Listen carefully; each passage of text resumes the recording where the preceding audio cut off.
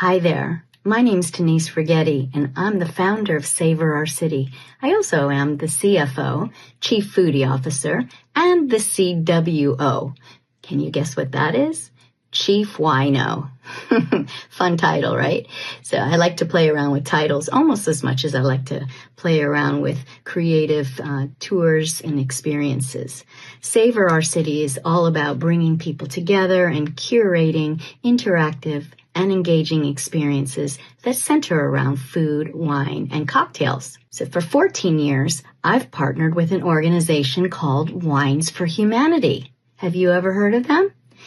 It's a wonderful organization. They are amazing. They partner with local nonprofit and charitable organizations to help them raise funds through our award-winning wines that are exclusive to Wines for Humanity and through our very unique wine tasting formats. So the wines that we present are done at exclusive tastings. The wines are not available at any wine store or restaurant. So the only way that someone can gain access to tasting these wines is through a private tasting. So I'm not a sommelier. I am a professional wine advisor with Wines for Humanity, and I've been conducting these private tastings for 14 years. So today I'm here to let you know my 5 things. That's going to be the 5 S's of wine tasting. Okay, but now let's go ahead and get started with the 5 S's of wine tasting.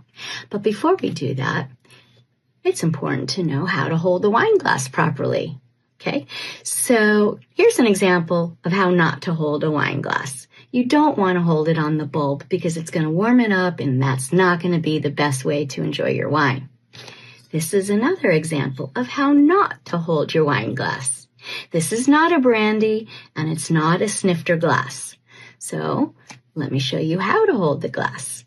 So contrary to what you might think if you're just getting started in your wine tasting journey, you do not keep your pinky out. Okay, it's not shishi to have the pinky out.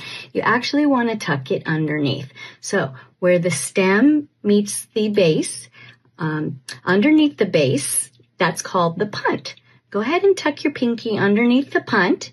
You put 3 fingers on one side of the stem towards the bottom, and then your thumb on the opposite for support. Okay, so you can see that. That is how to hold the glass. Now, it might seem awkward a little bit at first, but I assure you it is the most stable way of holding your wine glass. Okay, so now that you know how to hold the glass, I encourage you to put it down, pick it up, put it down, pick it up several times to build that muscle memory. So the first S of wine tasting is going to be sight. And I'm going to go ahead and pour some wine into the glass for illustration purposes. Okay. All right. So sight is important for a couple reasons. One of them is going to be the obvious. Look down into the glass and you want to make sure there's no cork or sediment. The second reason is the lighter the wine is, it's going to be a good indication that it's going to be an easy drinking wine that can be enjoyed on its own or paired with something equally light for the best pairing. So the best way to look or see your wine is to tilt it on the side and to hold it up above something white, like a white piece of paper or a white napkin. And then you will be able to see, how light that is. All right, so the second S is going to be swirl. All right, so we're going to go ahead and, if you're comfortable, do it in the air. Otherwise, you can put it on your table and give it a swirl. And what you're doing is you are opening up what we call the bouquet. Okay, so the bouquet is the notes that you're going to be smelling. So the third S is going to be sniff or smell. And before you just stick your nose directly into the glass, which is, quite natural for you to do, there's actually a preferred way of taking your sniffs or your smell. Because when you stick your nose straight into the glass, you're really not getting anything more than just a big old waft of alcohol. So when you tilt your glass against the back rim, that's where you're going to want to take your sniffs from. So go ahead and do that. Okay, so now that you have taken your sniffs or your smells, your fourth S is going to be sip. But before you just go ahead and take a sip and swallow that, there's actually a preferred way that we suggest that you sip. It's best if you let that wine linger on your tongue, okay? Some of us call it chewing your wine. And the purpose of that is because all of your senses are detected on your tongue. So the sweetness is detected on the very tip.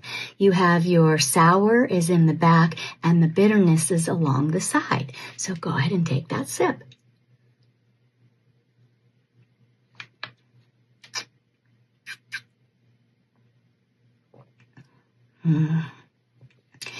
Now is a time that you would want to introduce a pairing.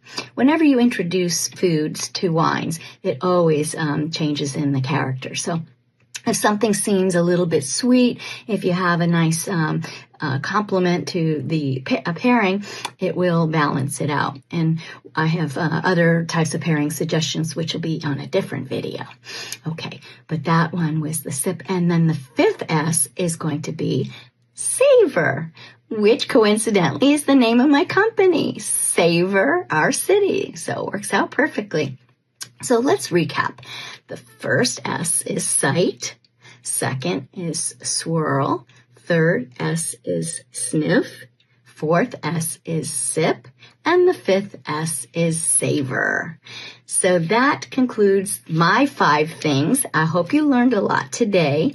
And please be sure to catch me on the next video. Have a great day and cheers.